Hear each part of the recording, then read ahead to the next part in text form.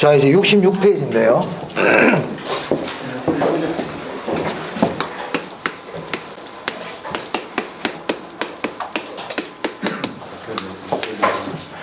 네, 이 수익률에 대해서는 우리 투자론에 수익률의 종류가 좀 많습니다.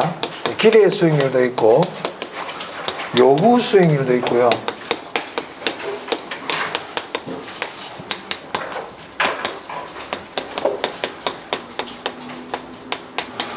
뭐 이 외에도 수익률들이 종류가 많아요. 근데 오늘은 이 요구 수익률에 대해서만 좀 보도록 할게요.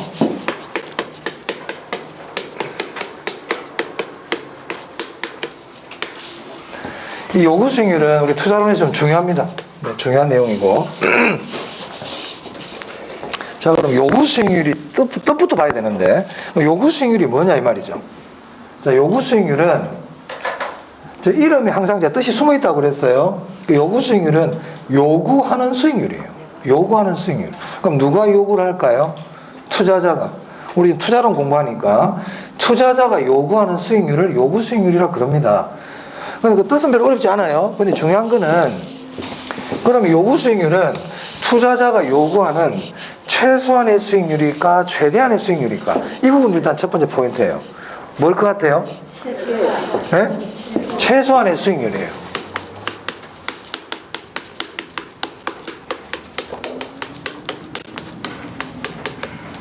최소한. 그리고 우리 요구 수익률의 뜻은 특정 투자안에 대해서 어떤 투자안이 있을 때 위험이 주어졌을 때 투자자가 그 투자안으로부터 보장받기를 원하는 최소한의 수익률을 우리가 요구 수익률이라고 그러거든요. 그러니까 너무 기니까 우리 시험은 주관식이 아니고 객관식이기 때문에 핵심되는 내용만 기억하시면 돼요. 요구 수익률 그러면 투자자가 원하는 최소한의 수익률이구나. 투자자가 이 정도는 받아야 되겠다 이 말이에요. 그게 요구 수익률이에요. 자, 그러면 이 요구 수익률 하기 전에 용어 좀 하나 정리할게요.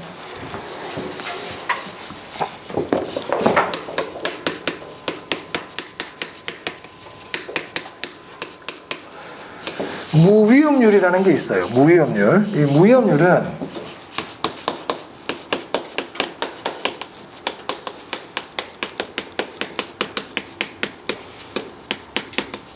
무위험 자산 수익률이라고도 그럽니다. 그럼 무위험 자산 수익률이라는 것은 뭐냐? 위험이 없는 자산에서 수익률이죠. 위험이 없는 자산에서 얻을 수 있는 수익률.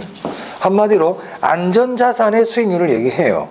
그러면 이 무위험률, 무위험 자산 수익률의 가장 대표적인 게 뭐냐면 정기예금 이자율이에요.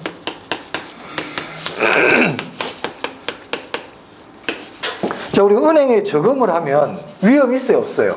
위험이 없죠. 그러니까 은행에 저금하는 정기예금 같은 경우는 대표적인 무위험 자산이거든요. 안전자산. 거기서 얻는 수익률을 우리가 무위험률, 무위험 자산 수익률 이렇게 얘기합니다. 또는 무위험 수익률 다 똑같아요. 그럼 또 어떤 게 더 있을까? 국공채 수익률이죠.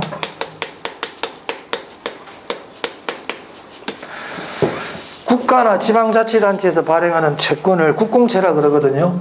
저 국공채는 위험이 없죠. 국가에서 발행을 하는데 위험이 없잖아요. 그래서 저는 국공채 수익률, 정기예금 이자율을 우리가 무위험률 이렇게 얘기합니다. 자, 그러면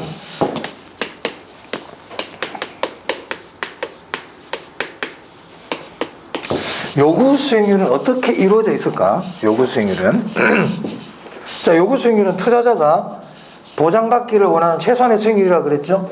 그럼 투자자가 이제 투자를 했을 때, 부동산에 투자를 했을 때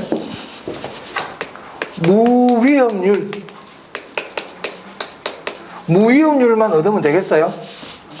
내가 만약에 상가에 투자를 했다. 무위험률, 은행 이자율만 주세요. 이렇게 하면 될까요? 안 됩니까? 왜 안 됩니까? 네? 내용은, 이유는 다 알아요, 여러분들이. 그죠? 네. 말을 못해서 그렇지. 이유는 알겠는데 말을 못해, 지금. 왜냐하면 투자는 위험이 뒤따르잖아. 투자는 위험이 뒤따르는데, 무위험률은 어차피 위험이 없는 거잖아요. 그거 전 당연히 받는 거야. 그렇잖아요. 근데 내가 투자를 하게 되면 위험이 뒤따르는데, 무위험률만 받아서 되겠어요? 그거 말고 더 받아야 되겠죠? 맞아요? 그걸 우리가 뭐라고 부르냐면, 위험 할증률이라고 그래요.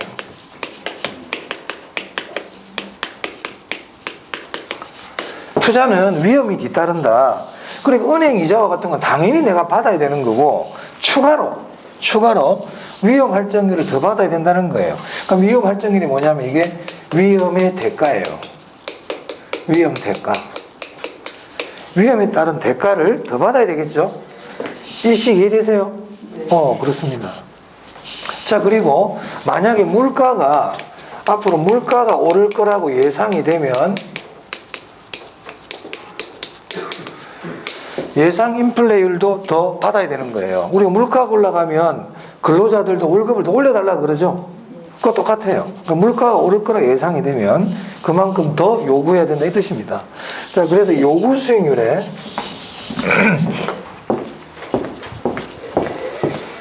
이 식은요 꼭 알아두셔야 됩니다. 중요하단 말이에요. 그러면 출제 교수들은 이 무협률에 대해서 물어보고 싶어 해요. 물어보고 싶어 해요. 네. 이거 잘 묻고 싶어 한단 말이에요. 근데 시험에서 요구 수익률은 무협률 더하기 위험 할증률 더하기 예상 인플레 이렇게 안 낸단 말이야. 초등학교 시험도 아니고. 근데 묻고는 싶거든. 그래서 대학 교수들이 묻는 방법이 있단 말이에요. 이렇게 보통 물어봐요. 자, 무협률이 커져. 정기예금 이자율이 올랐어. 그럼 요구 수익률 어떻게 될까요? 커지겠죠. 이런 식으로 물어봅니다. 무협률이 상승하면 요구 수익률도 커진다. 이렇게 물어봐요. 무협률의 상승은 요구 수익률의 하락 원인이다. 맞아요? 틀려요? 틀렸죠? 그런 식으로 냅니다. 마찬가지로 위험 할증률이 커져. 위험 할증률이 커지면 요구 수익률이 어떻게 되죠? 커지죠. 왜냐하면 더하기이기 때문에 더하죠. 무위험률에다 위험 할증률을 더합니다. 무위험률에다 위험 할증률을 더하는 거예요. 더해요. 예상 인플레율이 올라가면 어떻게 될까요? 요구 수익률이 오르겠죠. 네. 이런 식으로 물어볼 수 있어요. 예상 인플레율도 어떻게 한다는 거예요? 더합니다. 더합니다. 더한다. 자, 그 다음에 이 요구 수익률에서는 이 위험 할증률이 중요하단 말이에요. 위험 할증률이. 위험 할증률은 뜻이 뭐라고요? 위험에 대한 대가. 위험에 대한 대가예요. 그럼 이 위험 할증률 하기 전에 또 용어 하나 좀 정리해 볼까요? 투자자의 위험에 대한 태도가 있어요. 투자자들이 위험을 대하는 태도가 있는데 크게 세 가지로 나눌 수 있어요. 첫 번째는 위험 선호형, 위험 혐오형, 위험 혐오형을 위험 회피형이라고도 그럽니다.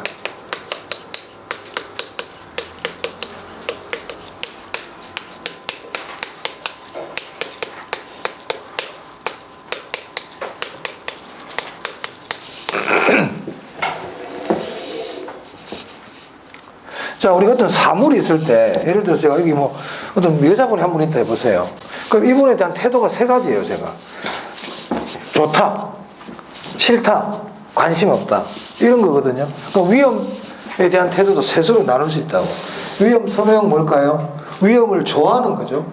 위험을 즐기는 사람이에요. 위험 혐오형, 위험을 싫어하는 사람. 위험 중립형은 위험은 내 고려 대상이 아니다. 이런 거예요. 좋아하지도 않고 싫어하지도 않고. 별로 안 중요해요. 별로 안 중요한데 제가 이걸 하는 이유는 이 위험 혐오형 있잖아요. 위험 혐오형은 보수적 투자자가 있고 공격적 투자자가 있어요. 그러니까 우리 대부분의 투자자들은 어디에 해당할 것 같아요? 이 중에서 대부분 다 위험 혐오형이죠. 위험 좋아하는 사람 누가 있어요? 위험 나 싫어하지. 그죠? 대부분의 투자자는 위험 혐오형인데 이 위험 혐오형 투자자는 보수적 투자자와 공격적 투자자로 나눌 수 있다 이 말입니다. 그럼 이 두 사람 다 위험 싫어하는 사람이에요. 그럼 이 둘의 차이는 뭐냐? 자, 우리가 이제 문제를 풀 때 보수적 투자자 이런 말이 나오면 위험을 더 싫어한다 이렇게 생각하세요. 위험을 더 싫어하는 투자자예요. 만약에 이 두 분이 계신데 이분도 위험 싫어하고 이분도 위험 싫어해. 둘 다 위험 혐오형이야. 근데 이분이 더 위험을 싫어해. 이분보다. 그럼 이분은 이분보다 더 보수적이다. 이렇게 얘기하는 거야. 그럼 이분은 공격적. 됐어요? 근데 이분보다 이분이 더 위험을 싫어해. 그럼 이분이 더 보수적, 이분은 공격적. 이렇게 된다. 상대적인 개념이 이 말입니다. 아시겠죠? 그래서 보수적 투자자 나오면 위험을 더 싫어하는 사람이구나. 이렇게 아시면 돼요. 자, 그럼 다 일로 오겠습니다. 자, 위험 할증률은 위험에 대한 대가라 그랬죠. 그럼 이 위험 할증률은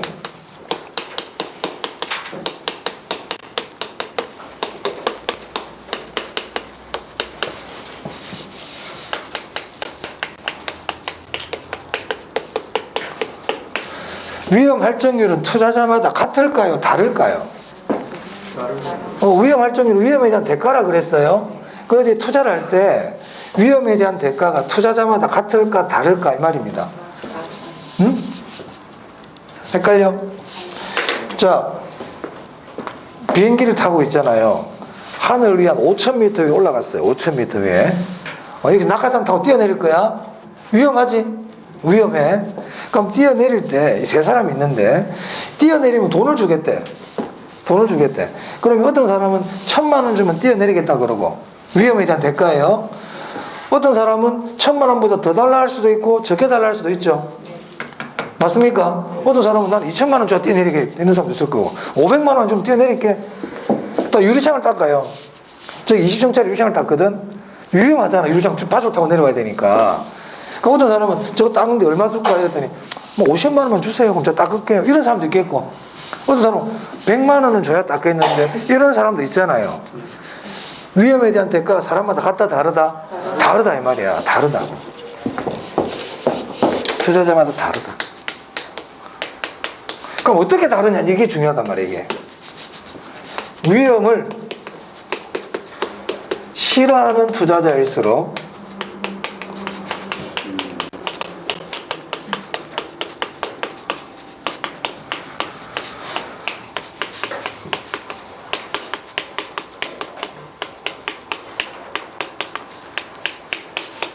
자, 위험을 싫어하는 투자자일수록 위험 할증률이 더 클까요? 작을까요? 아까 제가 밧줄 타고 유리창 닦는 거 생각해 보면 돼. 자, 20층짜리, 50층짜리 유리창을 닦는데 어떤 사람은 50만 원 달라는 사람이 있고 어떤 사람은 100만 원 달라는 사람이 있단 말이에요. 누가 더 위험 싫어하는 사람이에요? 100만 원 달라는 사람이죠. 그래서 위험을 싫어하는 투자자일수록 위험 할증률이 더 큽니다. 더 큽니다. 기억해야 된단 말이야. 기억해야 돼. 그럼 위험 할증률이 더 크다는 얘기는 결국 요구 수익률이 어떻다는 얘기예요? 더 크다는 얘기죠. 자, 그래서 위험을 싫어하는 투자자일수록 위험 할증률이 더 크고 요구 수익률이 더 큽니다. 이 중요한 내용입니다. 중요한 내용이야. 그러면 이 위험을 싫어하는 투자자일수록 이 말을 보수적 투자자일수록 이래도 됩니까? 네, 그렇죠. 그래서 제가 이거 설명드리려고 저거 얘기한 거예요. 그래서 보수적 투자자일수록 이 말은 위험을 더 싫어하는 투자자일수록 이 뜻이에요. 자, 그러면요. 이 요구 수익률은 투자자마다 같습니까? 다릅니까? 다르죠. 어떻게 다릅니까? 위험을 싫어하는 사람일수록 요구 수익률이 더 큽니다. 그렇죠? 그럼 요구 수익률이 투자자마다 다른 이유는 무위험률 때문입니까? 위험 할증률 때문입니까? 위험 할증률 때문이에요. 무위험률은 사람마다 다 똑같아요. 무위험률의 대표적인 정기예금 이자라고 그랬잖아. 국공채 수익률이라고 그랬잖아요. 국공채 수익률, 은행 이자가 사람마다 똑같이 적용을 하지. 이분한테는 은행 이자 3%, 이분한테는 4% 이렇게 하지 않잖아요. 그렇죠? 그래서 요구 수익률이 다른 이유는 위험 할증률 때문이에요. 위험을 싫어할수록 위험 할증률이 더 크단 말이야. 그래서 요구 수익률은 사람들마다 다 달라. 그래서 요구 수익률은 주관적 수익률이에요.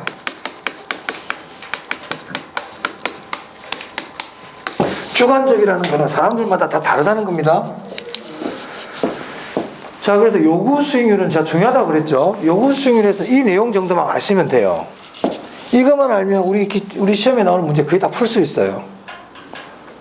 그럼 여러분들 앞으로 나중에 문제집을 푼다든지 뭐 기출 문제를 푼다든지 할 때 요구 수익률 문제가 나오잖아요. 그럼 우리는 무엇을 들고 가야 되느냐? 이걸 들고 가야 되는 거야. 이걸 머릿속에 딱 넣어가지고 딱 갖다 대야 돼. 이걸 딱 갖다 대야 된다. 이걸 가지고 근거를 해가지고 모든 문제를 풀어나가야 돼요. 아시겠습니까? 근데 이걸 가지고 하는데 문제가 안 풀린다 그러면 내가 이걸 잘 이해를 못했다는 거고, 이걸 잘 이해해야 되겠죠. 근데 만약에 여기 있는 내용이 아닌 완전 생뚱맞은 게 나왔더라. 내가 봐서는 이거 말고 다른 게 나온 것 같은데 할 때는 일단 저한테 물어봐야 돼. 그럼 여기서 나온 것 같으면 내가 말씀을 드리는데, 여기서 완전히 안 나온 내용이 시험에 나오잖아. 많이 문제 나왔죠? 그럼 그런 문제는 안 풀어도 된다 이 말이야. 이게 기준이야, 기준. 이것만 알면 돼. 일단 이거를 정확하게 알고 문제 풀면 되고요. 만약에 여기 말고 다른 여기 없는 내용이 요구 수익률에 나왔잖아. 그러면 몰라도 돼. 나오지도 않지만 그래서 이걸 정확하게 알아놔라. 근데 우리 수험생들은 어떻게 하냐면 문제를 풀었잖아. 근데 모르겠잖아요. 이걸 갖다 댔는데도 만약에 이걸 정확하게 알고 풀어야 되는데 문제를 풀면 틀렸어. 그럼 문제를 자꾸 외우려고 그래. 지문을 외울 게 아니고 이걸 더 정확하게 알아라 이 말입니다. 틀린 이유를 여기서 찾아가지고 이해를 하고 넘어가야지, 이걸 가지고 이해를 하려는 게 아니고 이 지문을 자꾸 외우려고 그러면 안 돼요. 이걸 정확하게 아셔야 돼요. 네? 근데 별거 없어요. 자, 요구 수익률, 최소한의 수익률. 요구 수익률은 무위험률 더하기 위험 할증률 더하기 예상 인플레이율이다. 위험 할증률은 투자자마다 다 다르다. 어떻게 다르냐? 위험을 싫어하는 사람일수록 위험 할증률이 더 크다. 그러니까 위험 할증률이 더 크니까 요구 수익률도 더 크다. 투자자마다 요구 수익률이 다 다르니까 주관적이다. 이 내용밖에 없어요. 이걸 정확하게 이해하시면 되겠습니다. 자, 그래서 요구 수익률까지 봤습니다. 자, 그 다음에 69페이지에 포트폴리오 나옵니다.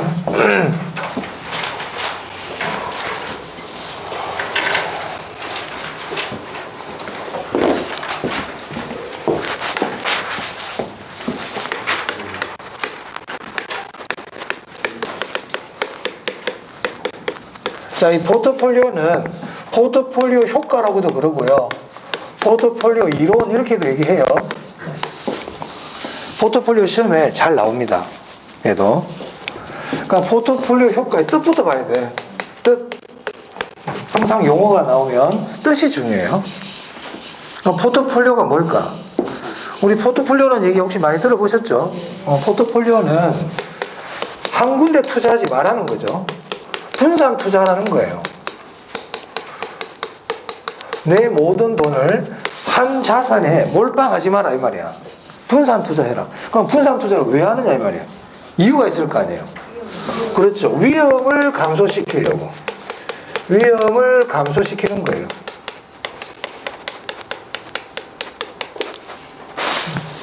그래서 포트폴리오는 분산 투자를 통하여 위험을 감소시키는 것을 얘기합니다. 자, 그럼 이때 자, 우리 앞에서 위험할 때 체계적 위험이 있고 비체계적 위험이 있었죠.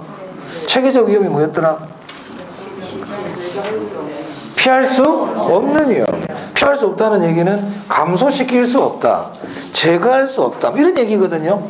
피할 수 없다는 거는 내가 제거가 안 된다는 얘기예요. 감소가 안 된다는 얘기예요. 그러면 우리가 분산 투자를 하는 이유는 무슨 위험을 줄이기 위한 겁니까? 그렇죠. 비체계적 위험을 줄이기 위한 거예요. 그럼 만약에 시험 지문에 분산 투자를 통하여 위험을 감소시킬 수 있다. 맞아요? 틀려요? 자, 위험은 크게 뭐와 뭐로 있다? 체계적 위험과 비체계적 위험. 그러면 분산 투자를 하는 이유, 포트폴리오를 하는 이유는 비체계적 위험을 줄이기 위해서라면서요. 그럼 비체계적 위험이 줄어들면 위험이 줄어들어요, 안 줄어들어요? 그럼 다시 한번 물어볼게. 분산 투자를 통하여 위험을 감소시킬 수 있다. OX. O.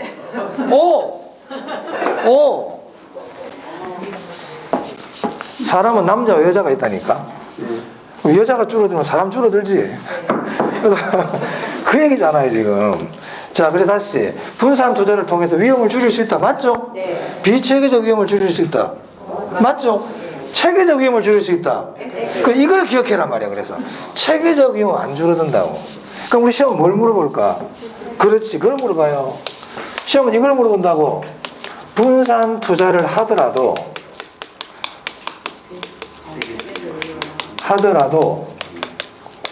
체계적 위험은 줄어든다 안 줄어든다? 안 줄어들어요. 전혀 안 줄어들어요. 전혀 제거되지 않습니다. 전혀라는 말은 1도 안 줄어든다는 뜻입니다. 하나도 안 줄어듭니다. 그러면 체계적 위험은 분산 투자를 하기 전이나 분산 투자를 하고 나서나 그 크기가 같다 다르다? 같다 이 말이야. 한 군데 투자할 때도 체계적 위험이 만약에 10%였다면 분산 투자를 하더라도 체계적 위험 몇 프로다? 10%. 무슨 말 알겠어요? 그래서 이걸 이렇게 얘기합니다. 체계적 위험은 일정하다. 변하지 않는다. 이런 내용이에요. 포트폴리오에서 제일 중요한 것 중에 하나예요. 분산 투자를 하더라도 체계적 위험은 줄일 수 없다는 거예요. 그래서 우리가 이 포트폴리오 효과를 다른 말로요, 분산 투자 효과라고도 그래. 분산 투자 효과.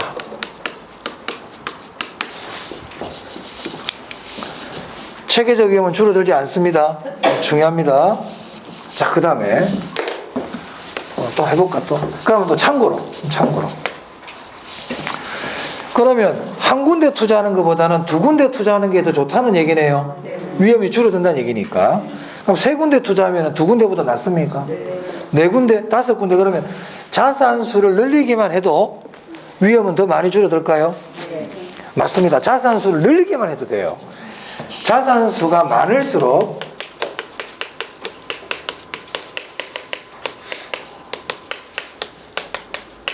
분산 투자 효과는 커집니다.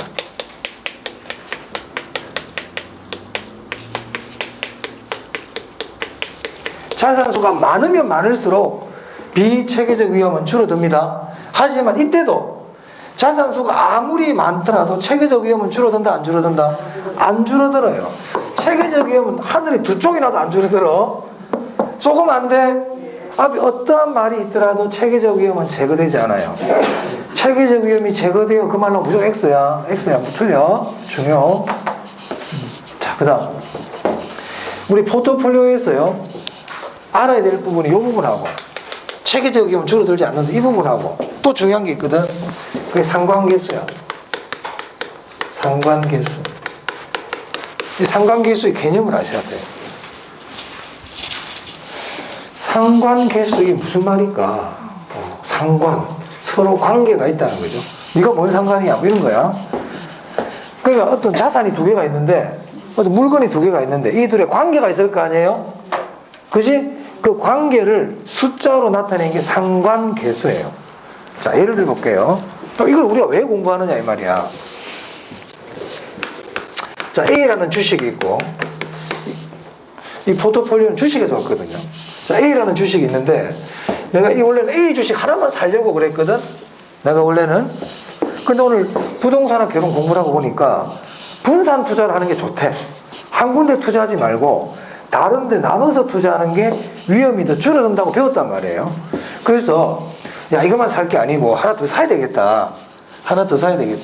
그래서 B라는 주식이 있고 C라는 주식이 있는데 이 둘 중에 하나를 더 살려고 그래요. 지금 무슨 말이냐면 이렇게 살 거냐 이렇게 살 거냐 이걸 고민 중에 있어. 물론 세 개 다 사면 위험이 더 줄어들겠지만 세 개 사는 건 두고 그러니까 두 개 중에 하나 고르는 거예요. 네? 자, 이때 A 주식이 가격이 올라가잖아요. 그럼 B도 항상 가격이 올라가. 이 둘의 관계를 보니까 A 가격이 올라가면 B도 항상 올라가. 근데 A가 떨어지잖아요. 그럼 B도 항상 떨어져. 이 둘의 관계를 보니까. 자, 이 상관계수는 둘의 관계를 나타내는 거라고 그랬어요. 둘의 관계를 나타내는 거라고 그랬다. 근데 상관계수는 플러스도 있고 마이너스도 있거든요. 상관계수는 플러스도 있고 마이너스가 있어. 그러면 이 플러스와 마이너스의 의미를 알아야 돼요. 이거 전에 제가 한번 수요 공급할 때 한번 얘기한 적이 있는데 플러스와 마이너스의 뜻. 자, 수요 우리 할 때요. 가격이 상승하면 수요량 어떻게 된다고 그랬어요? 감소. 가격이 하락하면 수요량은 증가. 즉 가격의 방향과 수요량의 방향이 반대네요. 이때 이 둘의 관계 무슨 관계라고 그랬어? 반비례. 부호로 나타내면 마이너스. 그죠? 자, 공급의 법칙 할 때 가격이 올라가면 공급량 같이 올라가잖아요. 같은 방향으로 움직이죠. 같은 방향으로 움직일 때 이 둘의 관계는 비례. 부호로 나타내면 플러스 이렇게 얘기했잖아요. 맞아요? 이 둘의 변화 방향을 보니까 A 가격이 올라가면 B도 같이 올라간다고 그랬어요. A가 떨어지면 가격이 또 같이 떨어진다고 그랬지. 같은 방향으로 움직이네요. 그럼 이 둘은 플러스다 마이너스다. 관계가 플러스인 거야. 그래서 상관계수가 플러스라는 얘기는 같은 방향, 동일 방향, 유사 방향 이런 뜻이에요. 그래서 제가 그때 플러스 마이너스 할 때 방향을 나타내니까 잘 기억해놔라 이랬어요. 나중에 또 나온다고. 그래서요, 상관계수가 플러스라는 의미는 두 자산 간 수익률의 변동 방향이 같은 방향, 동일한 방향, 유사한 방향으로 움직인다는 뜻입니다. 그걸 기니까 굳이 외우려고 그러지 마세요. 우리 시험에 상관계수가 플러스라는 의미는 두 자산 간 수익률이 같은 방향으로 움직인다 이렇게 나옵니다. 시험에 그런 질문 나올 수 있어요.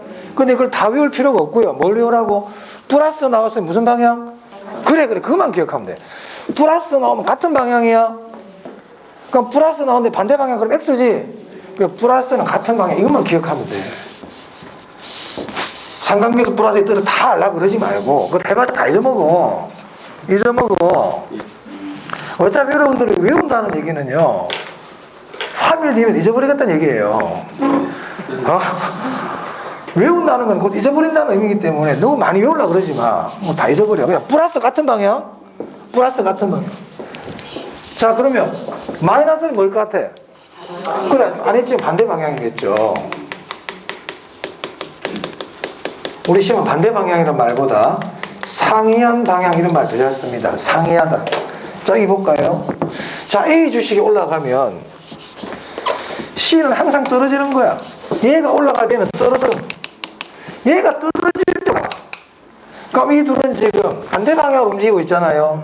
그럼 이 둘의 관계를 상관계수로 표현할 때는 부호가 뭐가 된다? 마이너스다 이 뜻이에요. 플러스 같은 방향, 마이너스 반대 방향. 자, 그럼 우리는 지금 왜 공부하느냐? 상관계수 왜 공부하느냐? 그럼 이렇게 사야 되느냐? 이게 문제잖아요. 플러스가 유리하다, 마이너스가 유리하다, 분산 투자할 때. 마이너스가 유리한 거야. 반대 방향이 유리하다고요. 왜냐하면 A, B 같은 방향을 사면 A가 올라갈 때 B도 같이 올라가니까 신나지. 떨어질 때는 지금 완전 큰일 나잖아요. A 떨어지면 B도 같이 떨어지니까 거지 된단 말이야. 근데 A, C를 사면 올라갈 때 C가 떨어지니까 좀 기분은 나쁘지만 A가 떨어질 때 C가 같이 올라가니까 우리가 지금 포트폴리오를 공부하는 이유는 수익을 극대화시키는 게 목적입니까? 위험을 줄이는 게 목적입니까? 그래, 그게 목적이란 말이야. 포트폴리오를 하는 이유는 위험을 관리하기 위해서 하는 거예요. 그래서 A, B가 유리하다, A, C가 유리하다? A, C가 유리하다. 즉, 같은 방향이 유리하다, 반대 방향이 유리하다. 그래요. 그게 중요한 거예요. 그래서 상관계수가 마이너스인 경우 분산 투자 효과가 크다, 작다? 크다, 이 말이에요. 분산 투자 효과가 큽니다.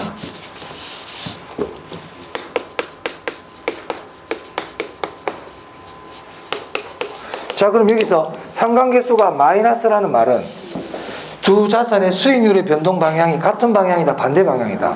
그래서 시험에는 상관계수가 마이너스인 경우 이렇게 해도 되지만 잘 되는 경우는 두 자산 간 수익률의 변동 방향이 반대 방향일 경우 분산 투자 효과가 크다 이렇게 나오거든. 근데 그걸 다 읽으려고 그러지 말고 무슨 글자를 찾아야 된다? 반대 방향. 아시겠죠?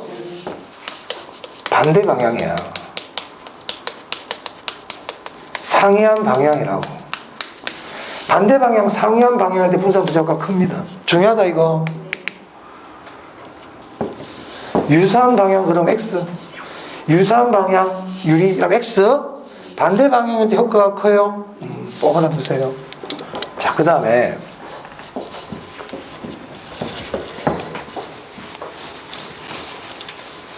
그러니까 상관계수는 플러스 마이너스가 있다 이 말이에요. 플러스 마이너스. 플러스는 같은 방향으로 움직이는 거고 마이너스는 반대 방향으로 움직이는 거야.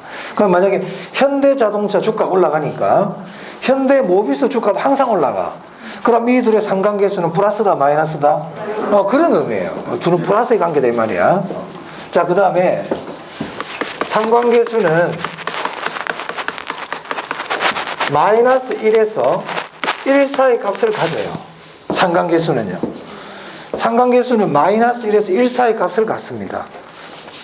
제일 작은 값이 얼마입니까? 마이너스 1. 가장 큰 값이 1. 그러니까 상관계수는 플러스 마이너스 부호도 있지만 그 크기도 있단 말이에요. 자, 예를 들어서 A와 B의 상관계수가 0.4야. 근데 A와 C의 상관계수는 0.7이야.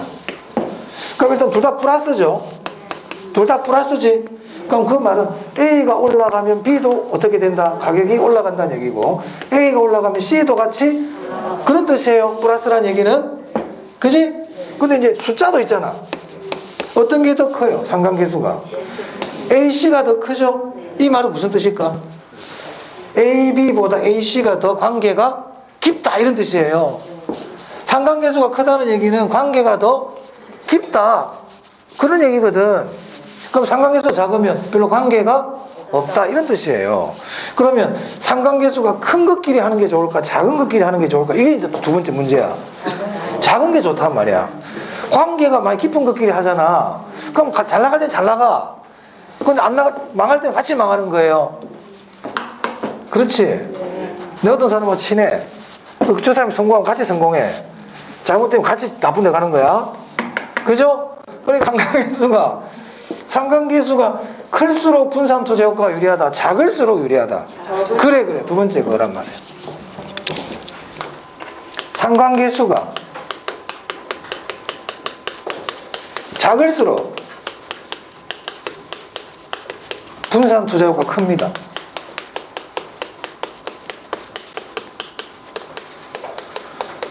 그래서 상관계수에서는 이 두 개를 아셔야 되고요. 플러스 마이너스의 뜻을 아시면 돼요. 상관계수가 작을수록 유리해요. 네? 그럼 이 말을 이렇게 할 수 있을까? 상관계수가 작을수록을 마이너스 1에 가까울수록 이렇게 해도 됩니까? 그렇지. 국어지 뭐 국어 이거는. 마이너스 1에 가깝다는 게 작아지는 거니까. 그럼 상관계수가 클수록 분산투자 효과는 작겠네요. 상관계수가 작을수록 분산투자 효과가 크니까 상관계수가 클수록 분산투자 효과는 작겠네요. 그 말은 어디에 가까울수록이 되겠어요? 1에 가까울수록. 1에 가까울수록. 자, 마이너스 1에 가까울수록 작아질수록 분산투자 효과 크다 작다? 크다. 자, 반대로 커질수록 즉 1에 가까워질수록 분산투자 효과는 크다 작다? 작다 이 얘기잖아 지금. 이해되십니까? 자, 그러면요 제일 작은 값이 얼마예요? 마이너스 1이 제일 작죠? 그럼 마이너스 1에 가까울수록 분산투자 효과가 크다면서요. 그럼 마이너스 1일 때는 어떻게 될까 이 말이야. 마이너스 1일 때는 비체계적 위험 완전 제거가 가능해요. 비체계적 위험을 완전 제거할 수도 있다 이 말이야. 이때도 체계적 위험은 줄어들지 않습니다. 항상 지금 비체계적 위험이라고 얘기하는 거예요. 체계적 위험은 제거 안 돼요. 상관계수가 마이너스 1이라도 체계적 위험은 제거 안 돼. 자, 그럼 1일 때. 자, 1에 가까울수록 분산투자 효과가 작다면서요. 그럼 1일 때는 어떻게 될까 말이야. 1일 때는 분산투자 효과 없어요. 분산투자 효과 없다. 이게 무슨 말이에요 그러면? 비체계적 위험이 줄어든다 안 줄어든다? 안 줄어들어요. 비체계적 위험이 감소하지 않습니다.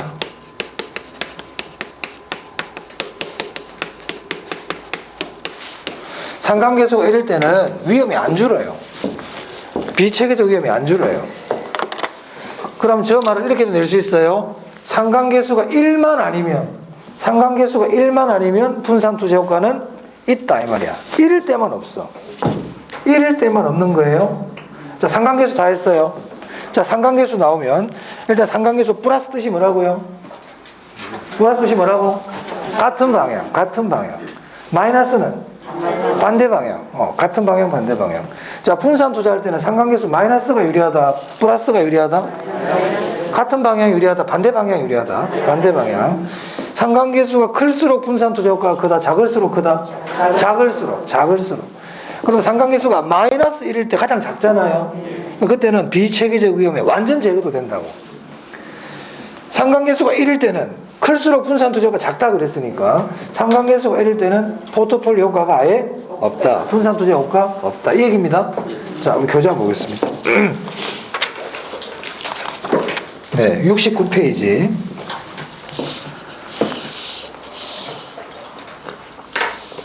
자, 제가 말씀드린 거 줄을 칠게요. 그 의의 양가로 1번 포트폴리오 이론이라는 줄칩니다. 네, 그리고 그 둘째 줄에 분산 투자하여 줄치시고요. 비체계적 위험을 제거 줄치시면 되겠어요.